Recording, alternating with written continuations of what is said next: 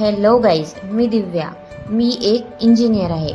काही वर्षापूर्वी मी जॉब करत होते, पण आयुष्यात काही अशा गोष्टी घडल्या की मला माझे जॉब सोडावी लागली. त्यानंतर आयुष्य एका वेगळ्याच फेजमध्ये गेलं होतं.